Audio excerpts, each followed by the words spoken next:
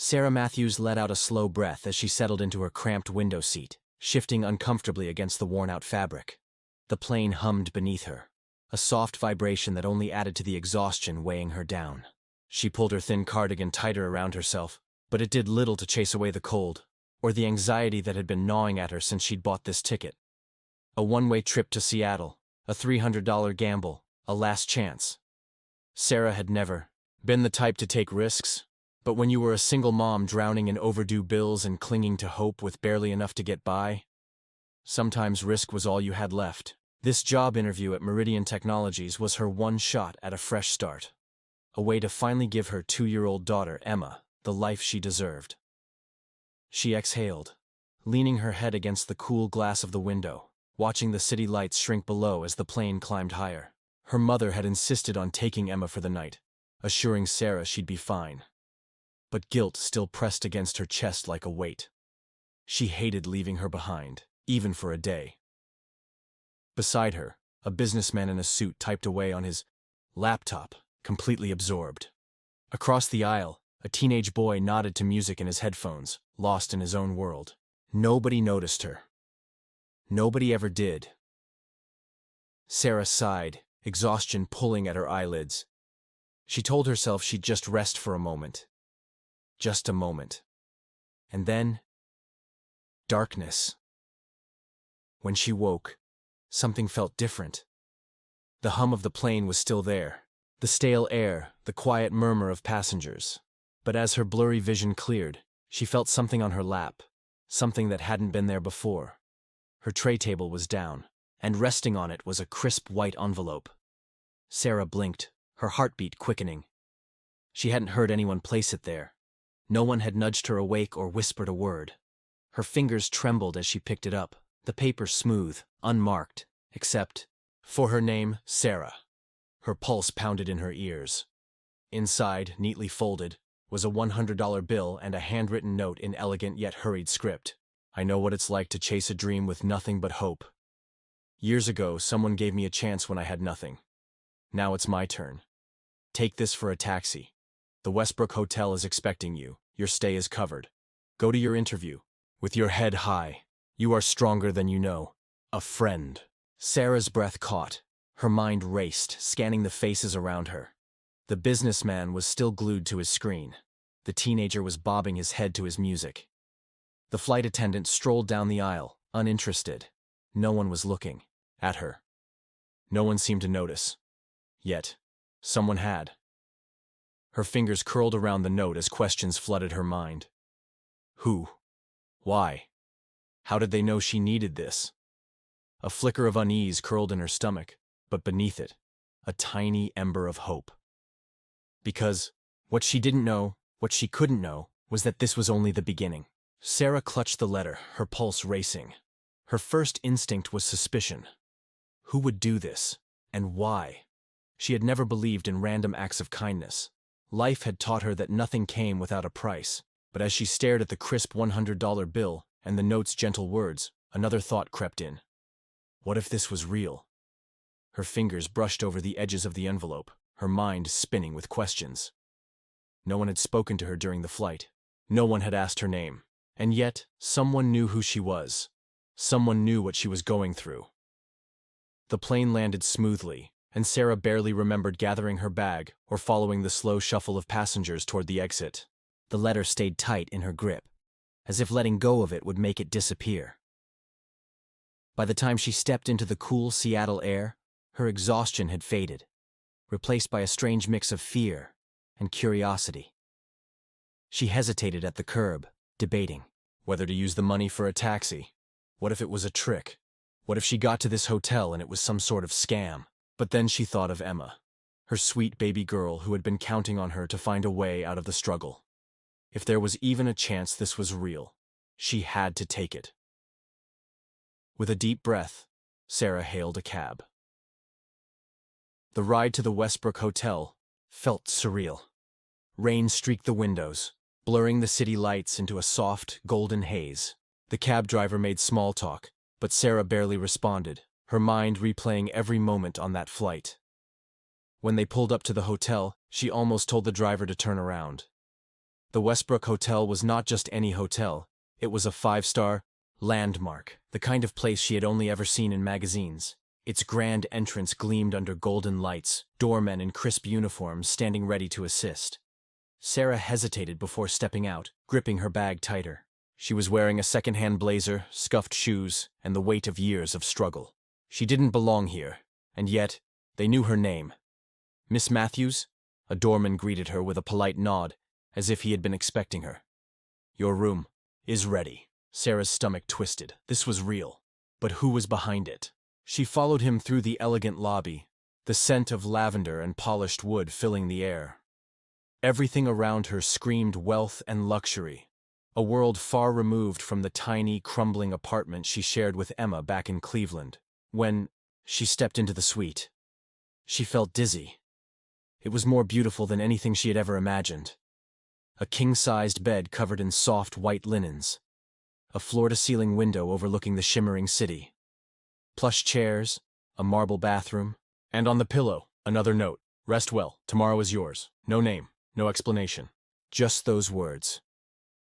Sarah barely slept that night, her mind caught between excitement and fear. By morning, her nerves had twisted into a tight knot. Whoever had done this, they knew where she was. They knew what she needed. And now, she had to face the reason she had come here in the first place. The interview. She dressed in her best outfit, the only one she had that felt even slightly professional, checked out of the hotel, and made her way to Meridian Technologies. The towering glass building loomed over her, cold and intimidating. This was the opportunity that could change everything. But as soon as she walked through the doors, something felt off. The receptionist greeted her warmly and led her not to a waiting area, but directly to a private conference room. Inside sat a woman in her late 50s, her silver hair pulled into a sleek bun. Catherine Morrison, the CEO of Meridian Technologies. Sarah swallowed hard. This wasn't normal. She had expected to meet with a hiring manager, maybe go through a panel interview. But the CEO? Sarah Matthews. Catherine said with a small smile. I've heard good things about you. Sarah blinked. From who? Catherine's smile didn't falter, but her eyes sharpened. Let's just say, you've caught someone's attention. Sarah's mind raced. Who? The mysterious letter writer? Someone from her past. The interview began, but it wasn't like any interview Sarah had ever had before. Catherine asked about her experience, her skills, her resilience. But more than that, she wanted to know who Sarah was as a person. She found herself talking about Emma, about struggling as a single mom, about fighting every day to make ends meet. She spoke about her late father, a man she barely remembered beyond the smell of motor oil and the sound of his tools in the garage. Catherine listened closely, her expression unreadable. When it ended, she stood, smoothing out her blazer. We'll be in touch, she said. But first, I'd like you to join me for a drink tonight. There's someone you should meet. Sarah left the building feeling more confused than ever. Who else could possibly be involved in this? That evening, she found herself back at the Westbrook Hotel, sitting in the dimly lit bar, waiting. The air buzzed with quiet conversations, the soft clink of glasses. She was gripping her water glass too tightly, her mind still spinning, and then Catherine walked in, followed by another woman. The woman was in her mid-30s with sharp green eyes and a tailored suit. She sat down across from Sarah and smiled. My name is Rebecca Morrison, she said. And I wrote the letter. Sarah's breath caught. You? Rebecca nodded, watching her carefully. I was on your flight. I saw you struggling, and I knew who you were. A chill ran down Sarah's spine. How? Rebecca hesitated for just a second before saying something that would change everything. Because Sarah, I'm your sister. The words slammed into her like a freight train. Sarah laughed, sharp, disbelieving. That's impossible. I don't have a sister. Rebecca didn't flinch. Our father was Daniel Matthews. He built a company called Horizon Tech. When I was a baby, he gave me up for adoption. Catherine raised me. But you. He kept you. Until he died. Sarah's head spun. Her father. A company. None of this made sense. I don't understand, she whispered. Catherine placed a folder on the table, sliding it toward her. There's something you need to see. With shaking hands, Sarah opened it. Inside were documents, stock certificates, a will, and then, at the very top, a photo. Her father, holding a baby, and next to it, a picture of him with another newborn. Sarah felt the world tilt around her. Her father had secrets, and she was about to uncover them all. Sarah's hands trembled as she stared at the photographs. Her father, a baby in each arm. One was her, the other, Rebecca. It didn't make sense. It felt like a cruel joke, a mistake. But the proof was right in front of her. Her mind reeled as she tried to process it all. Her father wasn't just a quiet man who tinkered in the garage. He was a man with a secret past, a company, and another daughter. And somehow, Rebecca had known all along.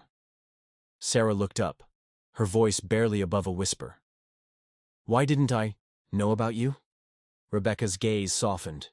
Because he kept us apart. He thought he was protecting you. Sarah's breath caught. From what? Catherine leaned in, her voice low. Your father built something valuable. Horizon Tech was a breakthrough in its time. But competition in the industry was ruthless. He made enemies, dangerous ones. When he realized they would do anything, to take his company, he made a deal. He merged Horizon with Meridian Technologies to protect it. And in the process, he made sure you and your mother were hidden away from all of it. Sarah shook her head. That doesn't make sense. Why keep me and not Rebecca? Rebecca exhaled, as if she had been waiting for this question. Because I was already gone. He gave me up for adoption before things got bad. Catherine raised me. But you, he couldn't let go of you. He thought he could keep you safe while still being a father to you. Sarah's chest tightened. Her father had been a quiet, distant man, but she had never questioned his love for her. Now, she was learning that his distance had been something else, a shield, a sacrifice. But if all of this had been buried in the past, why was it coming up now? As if reading her thoughts, James Wilson, the man who had once been her father's best friend, finally spoke. Sarah, the people who wanted Horizon Tech all those years ago, they never really stopped. They've been waiting for the right moment, and that moment is now. Sarah's stomach dropped. Catherine continued, her voice serious. A few months ago, an anonymous investor started buying up shares of Meridian Technologies. At first, we thought it was just business. But then strange things started happening. Documents went missing, security was breached, and then someone started looking into you. Sarah's throat went dry. Me? Rebecca nodded. Your name started appearing in searches. Your financial records flagged. Someone out there found out that you still have a legal claim to part of Horizon's original assets, and if they get their hands on it, Meridian is finished. Sarah's heart pounded. She had spent her life just trying to survive, keeping the lights on, putting food on the table for Emma. Now, she was being told that she was unknowingly holding a key to $1 billion company, and worse, that someone was after her because of it? A sharp knock on the hotel suite's door made them all freeze. James moved first, checking the peephole before opening the door just a crack. A tall, lean man in a dark suit stood outside, his presence cold and calculated. He held up a small envelope. For Miss Matthews. James took it cautiously and shut the door. The room was silent as he handed the envelope to Sarah. Her fingers shook as she tore it open. Inside was a single, typed note. You have until midnight to sign over your shares, or everything you love disappears. A wave of nausea hit her. Emma. Sarah looked up in panic. Where's my daughter? She's safe, James reassured her. I had her moved to a secure location the moment we suspected something was happening. Sarah clenched the note in her fist, anger rising in her chest. Who sent this? Catherine's expression darkened. Victor Grayson, the man who tried to take Horizon Tech from your father. He's been waiting decades for this moment. Sarah swallowed hard. This wasn't just about business. It was personal. For years, she had felt powerless, like life was always happening to her. She had been working dead-end jobs, stretching every dollar, doing whatever it took to provide for Emma. But now, for the first time, she had something these powerful people wanted, and she wasn't about to let them take it. Rebecca placed a hand on Sarah's arm. "We can fight this, but we have to be smart." Sarah took a shaky breath, her mind racing. If she signed over her shares, she could disappear back into her normal life. No more threats. No more danger. But then what? Grayson would win. He would destroy the company their father built. The sacrifices, the years of work, all of it would be for nothing. Sarah squared her shoulders. What do we do? A plan took shape. They would lure Grayson into thinking he had won. Sarah would meet him at Meridian headquarters and offer to sign the papers. But in reality, every move would be recorded. Every illegal threat documented. They would expose him. Midnight came quickly. Sarah sat in the boardroom, Grayson across from her. His thin lips curled into a smug smile as he slid the contract forward. "Smart choice," he murmured. Sarah picked up the pen, her hands steady. But before she could sign, she spoke, loud and clear. "This deal is made under duress. I'm being threatened." Grayson's smile faltered. James, standing at the back of the room, pressed a button on his phone. The recording played. Every threat. Every demand. Within moments, security burst through the doors. Legal officials followed. Grayson's face twisted in fury as he realized he had walked straight into a trap. He was finished. The fallout was swift. Grayson was arrested. His illegal schemes unraveled. Meridian Technologies was safe, and Sarah, for the first time in her life, was free. Days later, she stood on the rooftop of Meridian's headquarters, Emma in her arms. Rebecca stood beside her, a newfound sister. James and Catherine watched, with pride. Sarah exhaled, looking out over the city. She had spent so long just trying to survive. But now, she had something more. A future. A family. And the power to finally change her life. She kissed Emma's forehead and whispered, "We're home."